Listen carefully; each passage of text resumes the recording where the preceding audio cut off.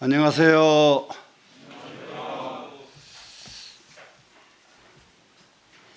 옛날부터서 성인이 무엇이 성인이냐? 획을 그어주는 것이 성인이다. 사람 가는 방향 제시해 주는 게 성인이다. 그런 말이 되죠.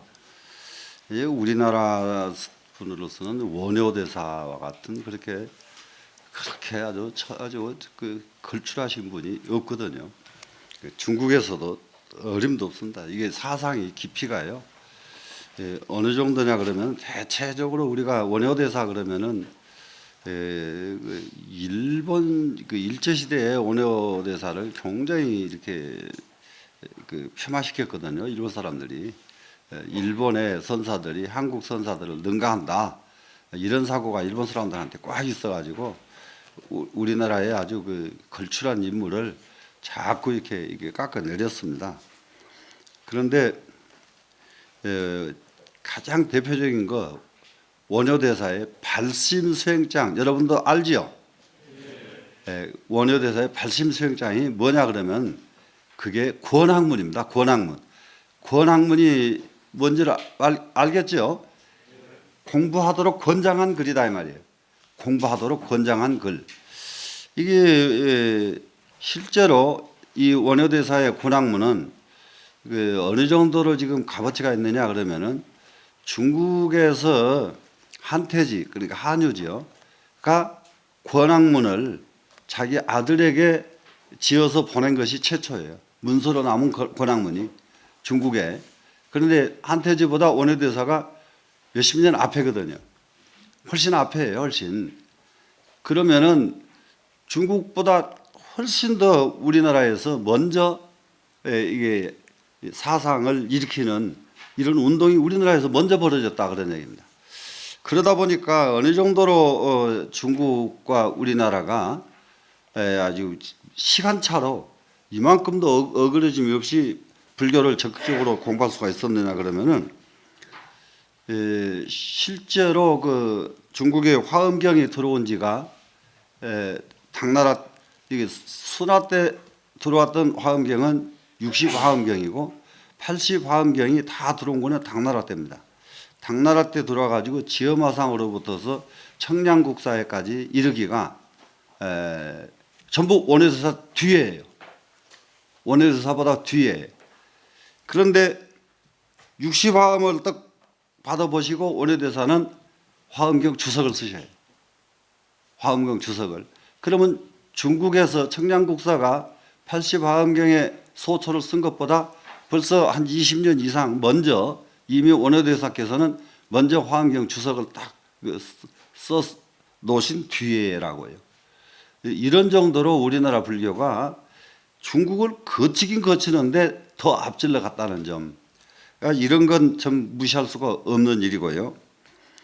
그래 이제 그러다 보니까 신라 문화, 고려 문화에게 아주 찬란한 우리나라의 문화를 가질 수가 있었습니다. 그리고 한 가지 우리가 이제 꼭 또 유념해야 될 것은 사상을 주도해야 되는데 우리가 좀 눈을 빨리 떼야 되는 것은 중국에서 눈이 가장 빨리 떴던 사람이 누구냐 그러면은 순자입니다. 순자. 순자 그러면 우리 다 알죠? 순자 모르나요? 순자. 순자가 뭘 주장했죠? 성악설. 순자의 성악설은 사람은 본성이 악하다. 본성이 악하다를 주장한 사람이 순자 이렇게 모두 이해하고 있죠. 그런데 순자의 성악설은 그게 아니에요. 본성이 악하다고 성악이 아니고요. 기가 막힙니다. 사람은 배우지 못하면 악하고 배우면 선하다. 이게 순자 성악설이에요. 그런데 이상하게 우리나라에 성악설이 들어오면서 인간의 본성은 악하다고는 쪽으로 순자 성악설이 들어와 있거든요. 순자가 주장한 것은 배우지 못하면 악하고 배우면 선해진다. 그래가지고 중국 문화를 활칵 뒤집어 놓은 게 뭐냐 그러면요. 순자가 과거제도를 만듭니다. 과거제도를 만들어가지고 과거에 합격만 하면은 신분 상승이 되니까 신분 과를 여하를 막론하고 공부해서 과거에 합격해서 신분 상승을 하라고 권장을 합니다. 순자가 굉장히 앞서간 사람이죠. 아마 세상에서 아마 제일 그런 면에서는 제일 앞서갔다고 봐야 옳을 거예요. 그러다 보니까 재미나는 상황이 벌어져요. 너도 할 것 없이 공부를 하다 보니까 무슨 상황이 벌어지냐? 춘추 전국시대 우리 알죠?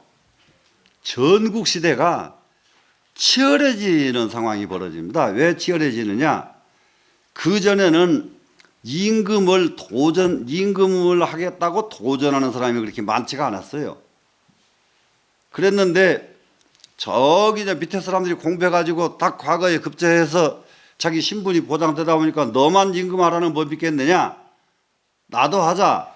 이러다 보니까 전국시대가 치열해져 버려요.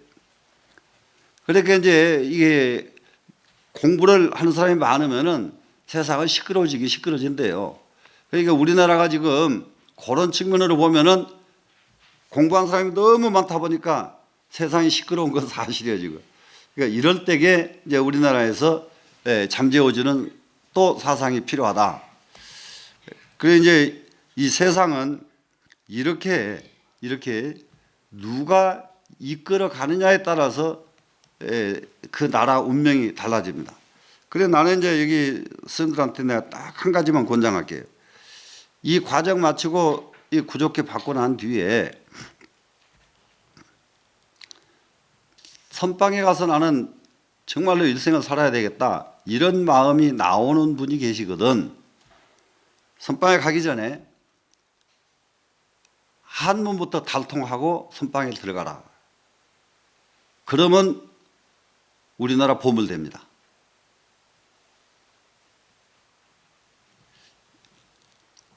그런데 그런 과정을 안 거치고 선방에 가서 앉아 있으면은 한쪽만 이루어요. 한쪽만 밝으면은 종단의 보물이 되질 못해요. 자기 보물은 만들었는데 세상 보물은 될 수가 없습니다. 그래서 세상 보물이 되고 싶거든. 꼭 될 마음이 있거든. 철저하게 어제도 잠깐 말씀드렸지만은 정말로 1년만 그냥 밤낮 없이 공부하면은 한문은 글이 터져요. 글 터져서 아무 글이라도 볼 수가 있습니다. 그 정도 시간 1년이 안 되면 2년 걸리고 3년까지 그 정도 더 이상 걸릴 사람도 없으니까 옛날에 난 놓고 기억자도 모르는 사람도 3년 안에 다 터졌지 3년 이상 넘어간 사람이 없습니다. 그런데 그 기간 절대로 아까워하지 말고 투자하고 나서 그 다음에 그걸 딱 내버리고 선방에 들어가서 딱 앉아 있으면은 그러면은 이 사람은 완전히 우리나라 보물만 되는 게 아니라 세상의 보물 될 수가 있습니다. 이걸 한번 권장 드리고 오늘 공부하겠습니다. 자, 오늘은 137쪽 맞죠? 예. 수보리아의 운하오 가히 30 이상으로 견열의 부하 불야니이다 세존아. 자, 수보리아 그대의 생각에는 어떠한가? 30 이상으로 열애를 본다는 것이 가능하겠는가? 이 말이죠. 가히 할 때에 가능하냐? 이걸 물었거든요. 근데 이것을 옛날에는 어순이 수보리아 너의 생각에는 어떠하냐? 가히 30 이상으로서 열애를 볼 수 있느냐? 이렇게 했거든요. 그러다 보면 군소리가 하나 더 들어가야 돼요. 번역하는데. 가히 30 이상으로서 열애를 본다밖에 없지 볼 수 있느냐는 없잖아요. 볼 수 있느냐 이렇게 해야 되죠. 그럼 없는 말을 더 보태야 번역이 되거든요. 그런데 30 이상으로서 열애를 보는 것이 가능하겠느냐 이래 버리면 군소리 없이 그냥 다 해결이 되는 것입니다. 그래서 가히 30 이상으로서 열애를 볼 수 있느냐 없느냐. 야, 불야니이다 세존아 볼 수 없습니다. 부처님 불가히 30 이상으로 득견 열애니 30 이상으로 열애를 보는 것은 불가하니 하이고요. 왜냐하면 열애가 설 30 이상이 즉시 비상일세 심형 30 이상이니이다. 열애께서 말씀하신 30 이상이 곧 상이 아닐세. 비상입니다. 지금 비상일세. 시명 30 이상이니이다.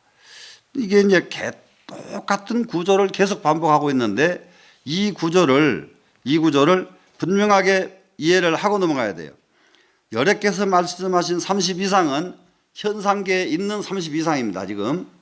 지금 우리 이렇게 앉아 있지만 우리 각기 각양각색 얼굴 생들 다 가지고 있죠 지금. 그런데 이 각양각색 가지고 있는 이 얼굴 빛깔 색 얼굴이 있는 이것을 없다고 그러면 말이 안 되거든요.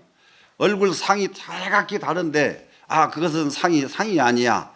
얼굴 쳐다보고 얼굴 남 쳐다보고 너는 그것이 상이 아니니라 이러면 말이 안 되잖아요. 현상에서는 분명히 상이 있다 이 말이죠. 그다음에 비상이라는 말이 뭐냐? 이 비상은 현상의 상이 아닌 실상법으로는 상이 아니다 이 말이에요 지금. 실상법으로는 상이 아니다. 그러면 이런 말은 어째서 이렇게 됐느냐 그러면은 이런 말이 중간에 끼어 들어가 있어서 문장이 엮어져야 되는데 그것을 생략하고 그랬었기 때문에 이런 상황이 옵니다.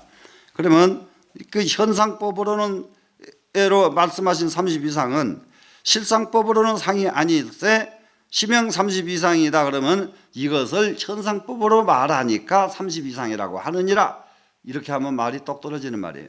그래서 현상법과 실상법을 이렇게 놓고 지금 이렇게 분류를 하는 이유가 뭐냐 그러면은 현상법과 실상법은 둘이 아니고 하나거든요. 하나인데 그런데 현상법으로서 현상법을 안전하게 그것을 극복할 수 없을 때에 현상법을 빌려서 설명하려고 하다 보니까 이와 같은 상황이 벌어지는 거예요.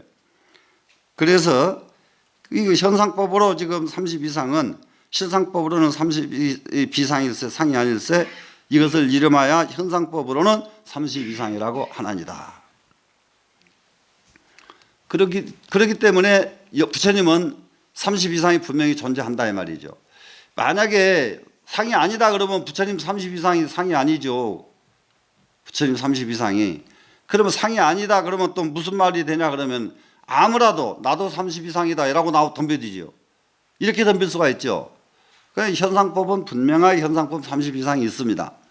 그런데 그것이 실상법으로는 30 이상이 아니다 이 말이죠. 이랬더니 자파 삼자 배반연이로다. 여기서 할머니 삼자 옷이죠. 적삼 삼자. 할머니 적삼 빌려 입고 이 빌릴 차자죠. 빌려 입고 배반연이로다.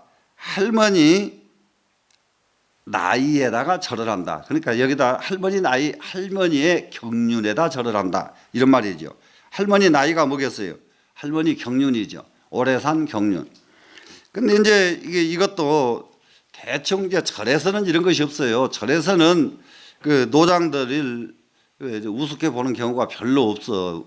이 절집에는. 근데 캐톨릭 가니까 심각하더라고요.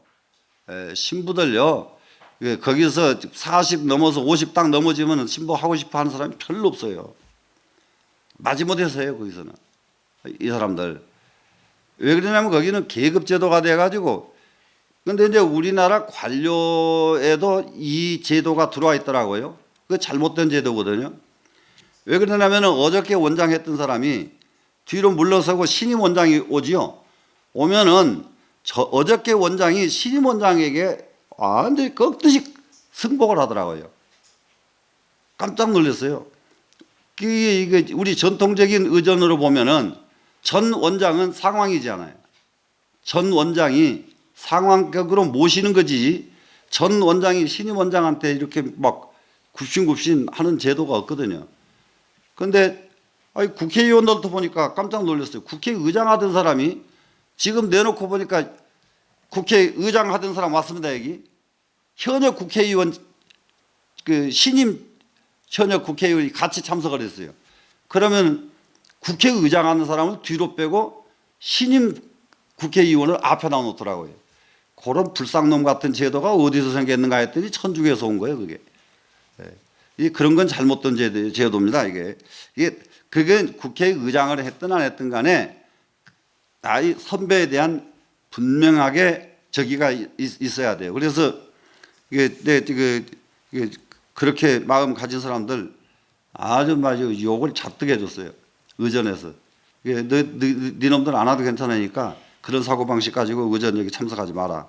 우리가 초빙해놓은 초빙했는데 우리가 서열이 어디냐 이거 따지고 있더라고 국회의원이. 아유 과약하더라고. 그런 거는 그렇게 자기 선배들이 오면 선배를 앞세워야지. 우리 절집에서는 그런 일은 없습니다.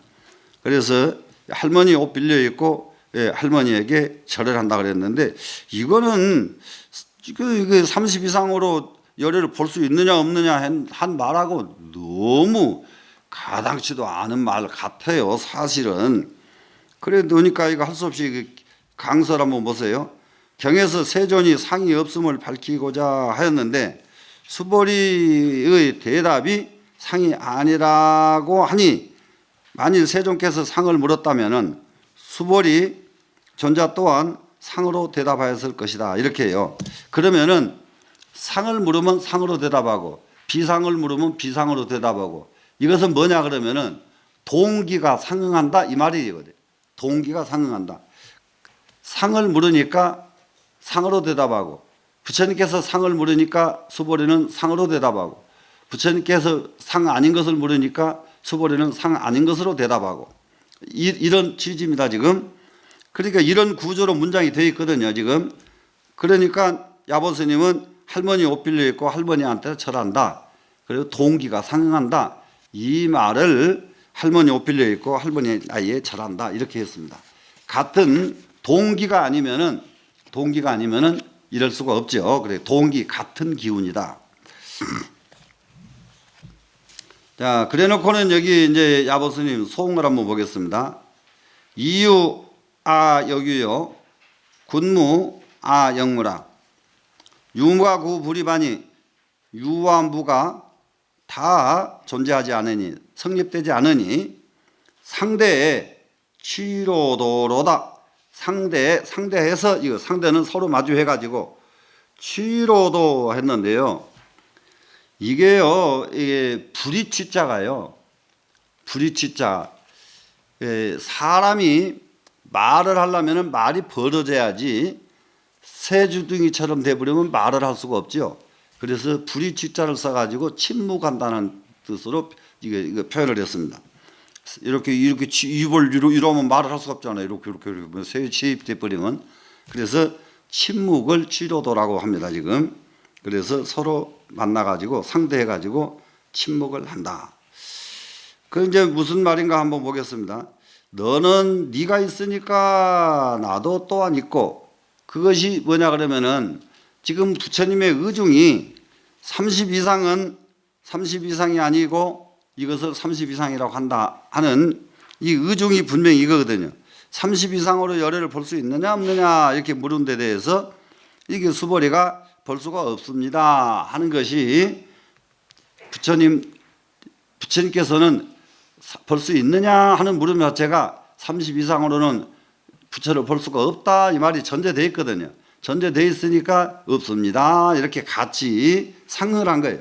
이유 여규하고 그대가 있으니 나 또한 있고 군무 영무로다 그대가 없으니 나도 또한 없도다 이렇게 해요. 그래서 이 자리는 부처님 생각과 수보리 생각이 두 갈래가 아니고 한 갈래로 딱 합쳐진 경우가 이와 같은 경우다. 부처님이 있으시면 이게 나도 있고 부처님이 없으시면 나도 없고 이게 하나가 된 경지를 이렇게 표현을 했습니다. 그리고 밑에서는 이제 유무가 구분리반이 유와 무가 다 성립되지 않으니 그럴 때에는 어떻게 하느냐 유와 무가 차별이 생겼죠. 유와 무가 성립이 되지 않는다는 것은 너는 너대로 나는 나대로 이렇게 갈라진다 이겁니다. 지금 이럴 적에는 서로 다른 입장에 서 있단 말이죠. 서로 다른 적에 이럴 때에는 어떻게 해야 되느냐 침묵이 상책이다. 요렇게 주석을 냈습니다. 그러니까는 우리가 세상 살아갈 때에 언제나 하나가 돼서 같이 되는데 서로 같지 않을 때에는 침묵이 가장 으뜸이다. 그리고 이 부분에서 이 출가자가 반드시 갖춰야 될 것이 6가지 하나 되는 방법이 있어요. 그래서 육화라고 그러죠. 6가지 하나 되는 방법. 그게 뭐냐 그러면은 6가지 하나 되는 방법이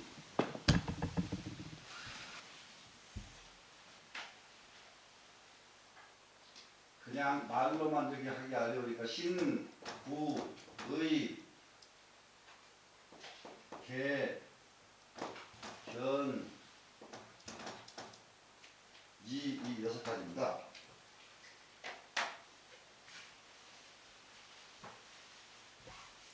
몸이 신구이 개근이에서요. 가장 중요한 것은 우리는 이 몸뚱이 가지고 한 해상에서 함께 살 줄 알아야 돼요. 몸은 신화 그래. 몸이 화하면은 동주하는 것이 가능하다. 그런데 기분 나쁜 사람하고는 같이 못 살지요. 자, 옛날에 도반들 잘못 만나면은 그 철이 지옥이요. 그 철이. 그런 분이 종종 있더라고요. 우리 옛날에 보면은 한 30명, 40명씩 사는 큰 방에도 묘한 사람 하나만 끼워버리면 그 철이 지옥이에요. 그 철 끝나서 저 사람 좀 빨리 갔으면 좋겠다. 전부 이러거든요. 그런데 그거는 왜 그러냐 그러면은 그 한 사람이 30명 대중이 자기를 싫어하는 줄을 감지를 못 하더라고요. 그리고 자기가 어떻게 하면 고칠까? 저 사람들이 어떻게 하면 나를 안 싫어할까? 이걸 이렇게 생각해야지. 나를 왜 이렇게 싫어해? 조금 안다고 해도요. 나를 왜 싫어해? 원망만 하지 자기 고칠 생각을 안 해. 정말로 자기 고칠 생각해버리면은 30명이 하나 되는 건 일도 아니거든요. 첫째, 몸이 화합해가지고 함께 살 줄 알아야 되고, 구화무쟁, 입이 화합해가지고 시비가 끊어질 줄 알아야 되고, 시비가 어떤 일이더라도 시비가 있으면은 내가 얻어맞아가면서라도 시비를 이렇게 마무리 지을 수 있는 자세가 있어야 되거든요. 내가 욕을 먹어가면서도 그래 알았다 내가 욕 다 먹을게 다 먹더라도 시비를 종식시킬 수 있는 이런 자질들이 있어야 됩니다. 스님들한테는. 이게 의화동렬해가지고 뭐냐 그러면 생각이 같아야 되거든요. 이 부분에서는 이런 것도 있습니다. 나라를 하나 유지하려고 그러면은요. 나라를 유지하려고 그러면은 제일 첫째 말이 같아야 되고, 둘째 글이 같아야 되고, 셋째 생각이 같아야 돼요. 그래야 나라가 완전한 발전을 해요. 좋아져요. 그런데 이 우리나라가 지금 말도 같고 글도 같습니다. 똑같습니다. 그런데 생각이 너무 많이 달라요. 우리가 이 생각이 너무 다르다 보니까 항상 주도적인 나라가 못 되는 거예요. 지금 주도적인 나라가. 이게 굉장히 아주 심각한 문제거든요. 밤낮 중국한테 의존해야 되고, 안 그래도 일본한테 욕하면서도 일본한테 덕 봐야 되고, 나는 욕하면 덕 안 봐요. 나는 욕하려면 덕 안 보지 욕하고 왜 덕을 봐요. 나는 중이지만은 굉장히 이제 스님들 생각 어떤가 한번 보세요. 중국에 있으면서 백두산으로 올라가는데 모든 사람들이 백두산 가느라고 난리야. 그래 나는 안 가요. 백두산을 왜 중국 땅을 밟고 가냐. 이게 평양 거쳐서 정식으로 갈 때 백두산 올라가겠다. 안 갔어요. 백두산 안 보면 뭐 사람 죽는 일이 생기냐?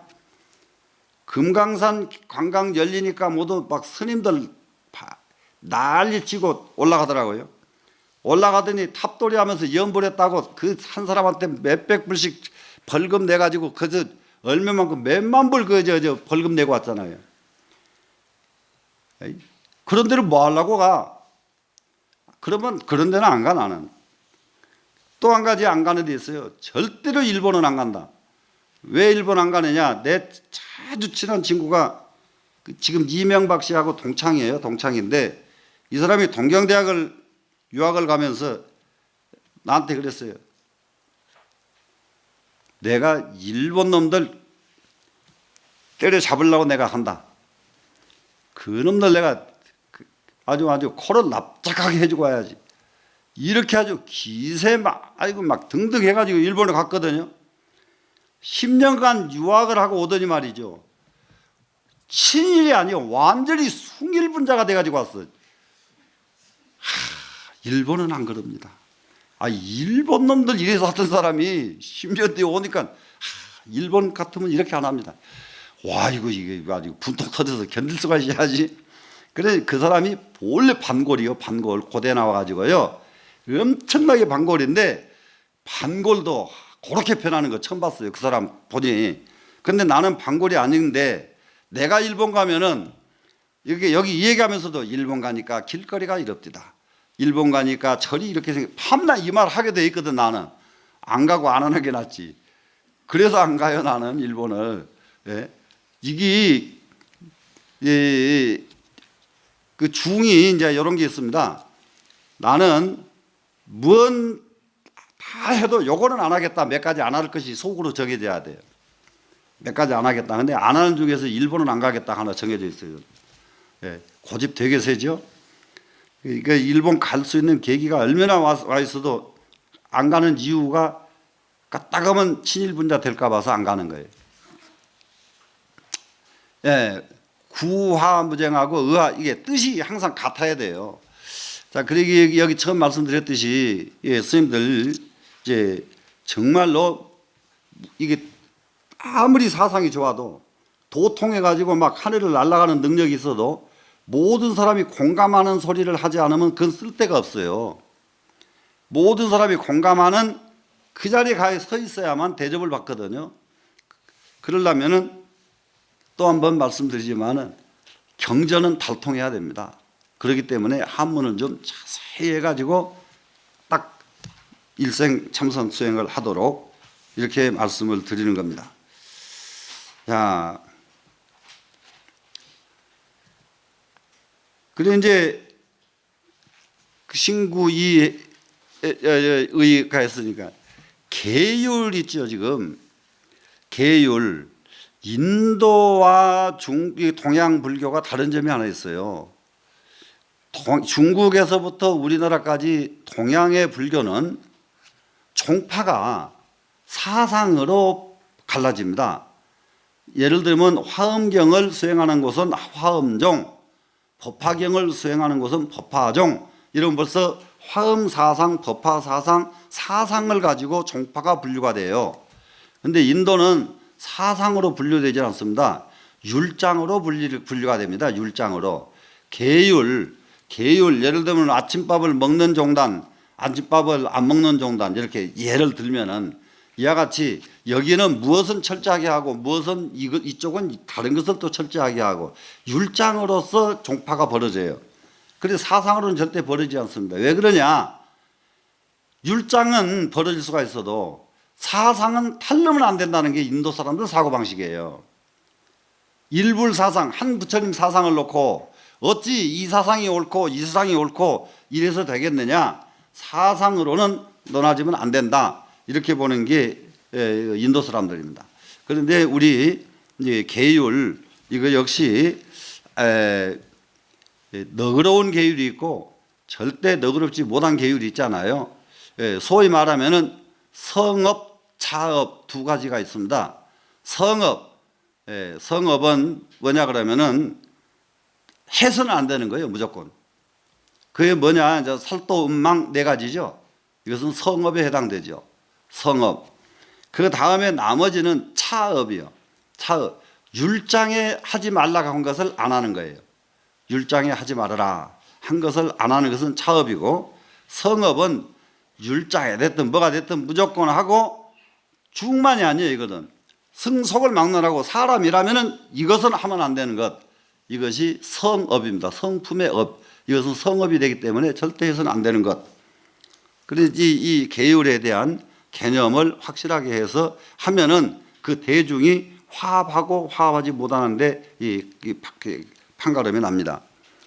그 다음에 소견이 또 같아야 되는데 견이 같아야 되는데 이 견은 후천적으로 오는 견을 말하기 때문에요. 예를 들어서 어떤 사상을 공부했는데 어떤 사상을 공부했는데 천차만별 갈라지잖아요.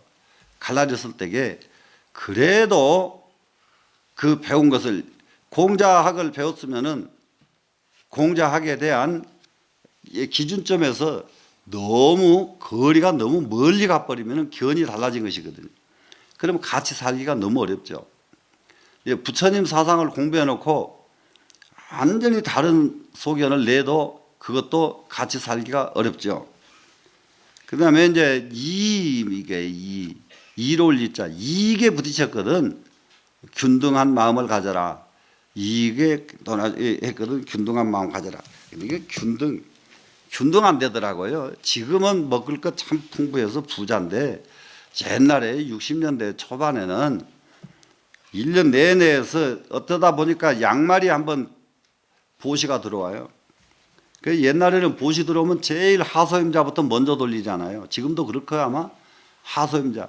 그래 제일 밑에 그 후원에 있는 대중들 쫙 돌리고 위로 들어와서 돌리고 그러다가 남으면은 주지스님도 갖고 조지스님도 갖고 하지만 모자라면 주지스님 조지스님은 안 갖는 거거든요.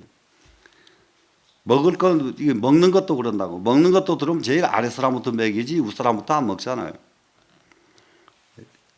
그런데 아이고 예? 반대로 합니까? 아이고야 그거 안 되는데 그 말 잘못했네 그러면 예. 본래 그렇게 하는 거예요. 본래가 그러니까 여러분들 대에 가서 그러니까 옛날 거 공부 좀 해야 옛날에는 이랬다 그래가지고 지키지요. 예, 이거 여러분들 대에 가서는 그렇게 하시라고요. 그거 굉장히 좋은 제도예요. 좋은 제도. 그 이제 이거 얼마나 이게 이해관계에 걸치면 굉장히 기분 나쁜가 보시라고요. 사과가 쫙 하나씩 돌려서 하나씩 돌아온 건 이건 아주 굉장히 희귀한 일이요. 옛날에는 전부 사과 하나 가지면 4사람씩 놀아 먹어야 되거든요. 그러면 딱 놀아가지고 이거 4분의 1 주면 한 입도 안 들어가지 그거는. 지금 여러분들 나이에는 먹어도 배고플 나이거든 지금.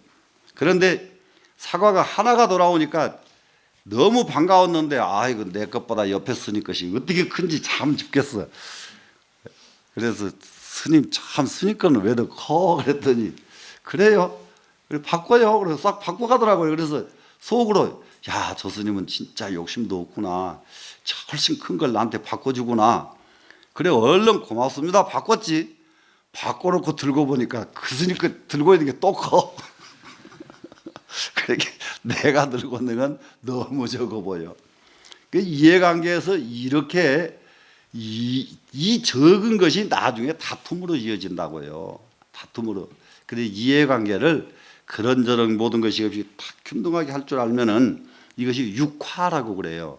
그래서 육화 다음에 뭐라고 하느냐? 육화하면 통천이라 이렇게.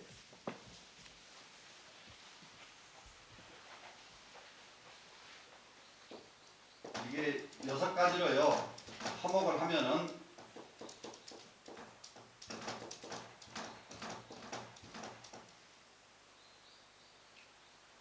통천이에요. 통천. 이건 동으로 읽지 않고 통으로 읽습니다. 동 그러면 마을 동자죠. 그런데 통하면 통할 통자예요.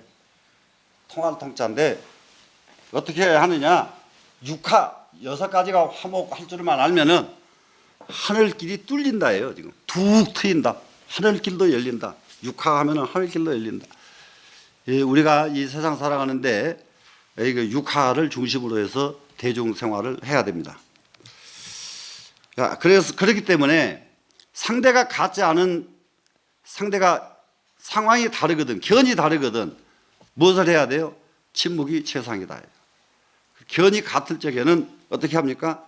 같이 상응하는 것이고, 동기에는 상응하고 동기가 아닐 경우에는 침묵이 최상이다.